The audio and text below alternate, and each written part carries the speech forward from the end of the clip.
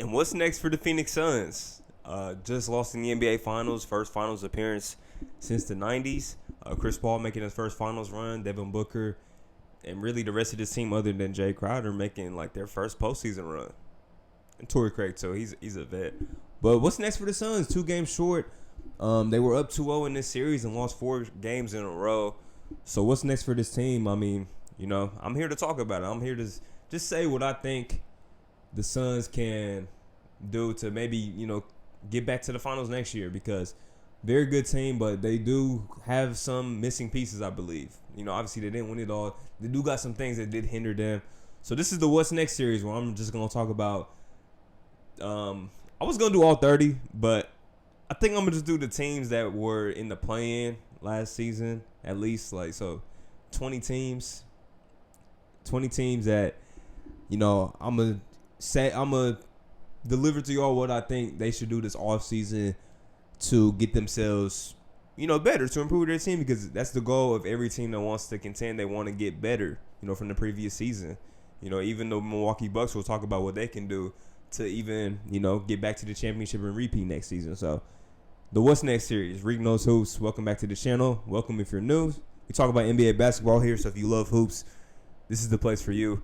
And the Phoenix Suns, second best record in the NBA, made it all the way to the NBA Finals. Chris Paul making his first Finals run, his first year with the Suns. Devin Booker in his first postseason made history, most points scored in their first playoff run. But that title belongs to D-Book. DeAndre Ayton, I think, even though it ended kind of sour, he didn't really perform well in the finals. He had a very good postseason run, and he's shown that, he's a very good young big that could potentially be an all-star in the future. And a lot of guys produced very well. Cameron Payne, Jay Crowder had his moments. Mikal Bridges had his moments, and others. But 2 games short of winning it all.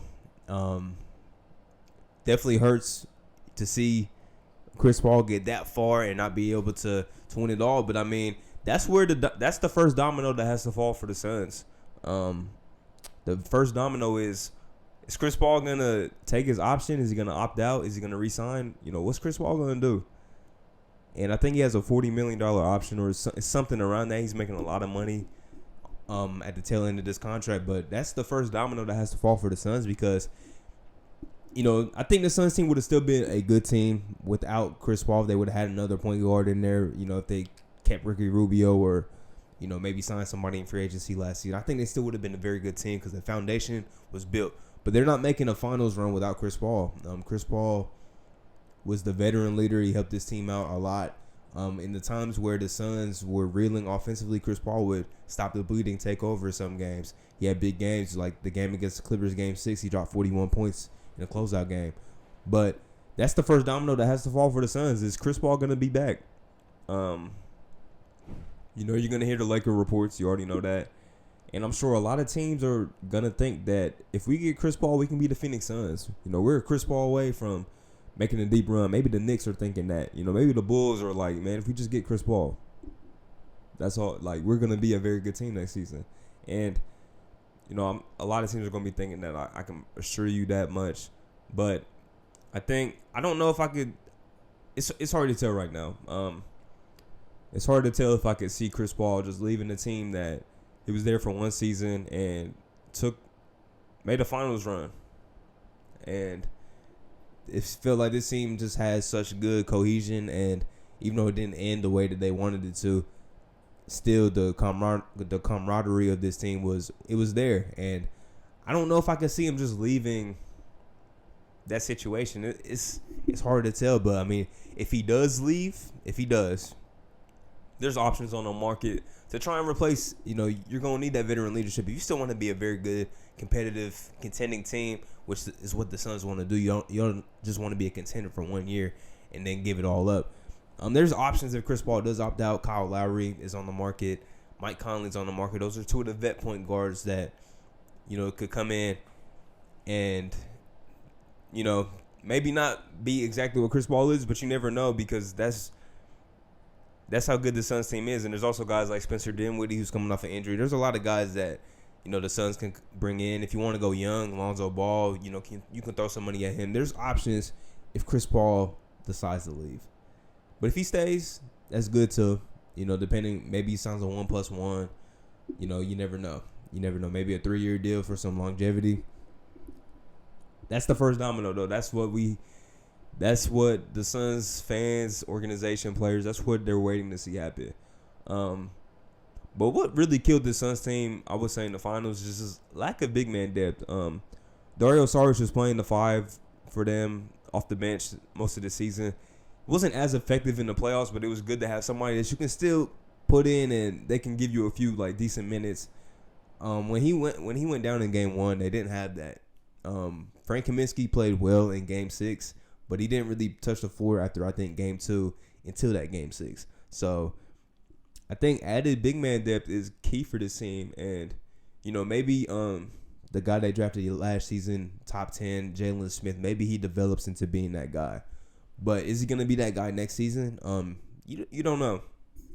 You don't know. The Suns do a very good job with drafting and developing young talent, but you don't know if Jalen Smith is going to develop into that guy.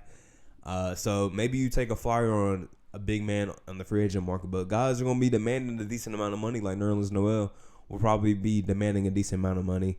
That would be a perfect backup big, for this Suns team to go behind DeAndre Ayton, because the drop-off is really not much, because I think Nerlens Noel had a all-defensive caliber season with the Knicks last season.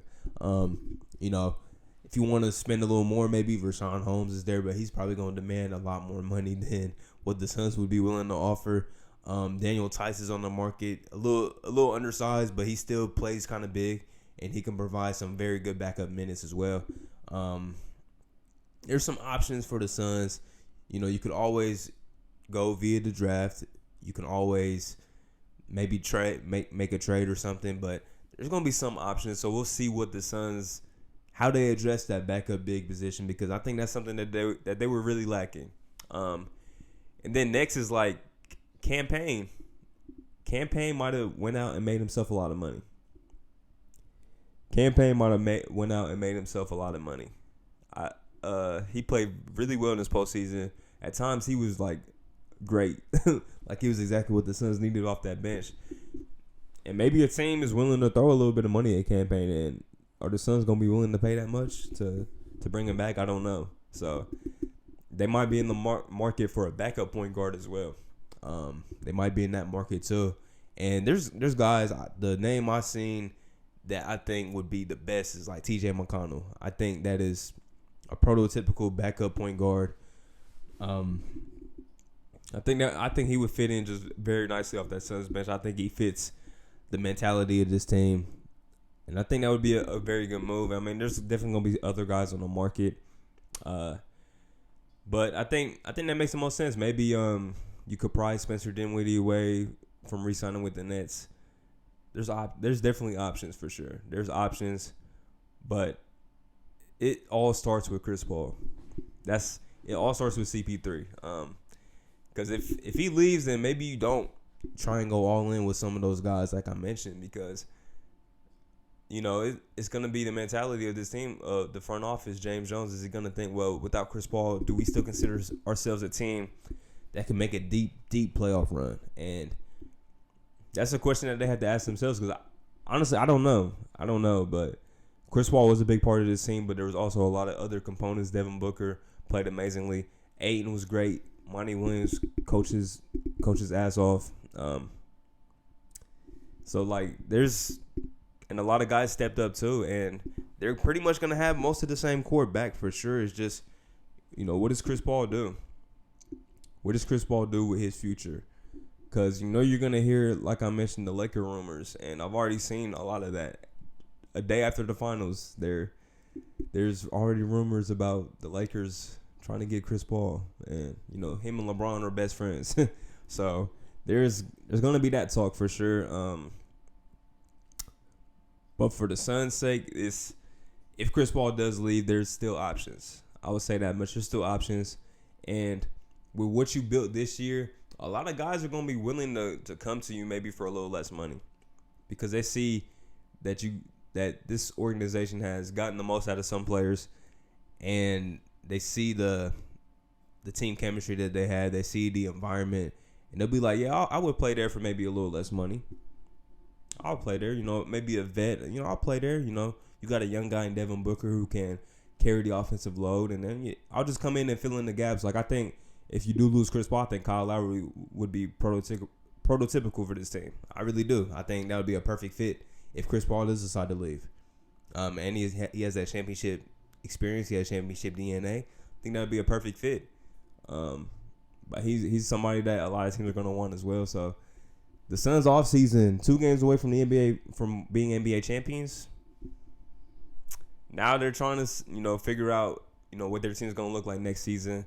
Are they going to have their point guard back, their backup point guard, address the backup big situation? I think those are the main 3 components. And if you strike out on, bringing guys back, you got to make some of these free agents a priority. I say a Kyle Lowry, backup point guard, a TJ McConnell. And I think, maybe you could get a Nerlens Noel or Daniel Tice. I think those would be perfect fits as well, for this team. Even I seen Jeff Green's a free agent. I think even Jeff Green, he plays big. He's been playing the 5 pretty much. I think Jeff Green would be a great fit. Even though I think he'll probably go back to the Nets, but I think he would be a great fit. Even somebody like JaMychal Green would be cool. There's options. I'll say that much. There's options for this team to improve, for this team to try and get back to the promised land. So we'll see what the Suns do. Shout out to the Valley, the fans, for always bringing the injury this season. I had a lot of fun watching this team this year, but hopefully they're a lot of fun next year too, and I think they will be. But we'll see what their offseason holds. This is the first installment of the What's Next series featuring the Phoenix Suns. Appreciate y'all for tuning in. Leave a like, subscribe. I'm out.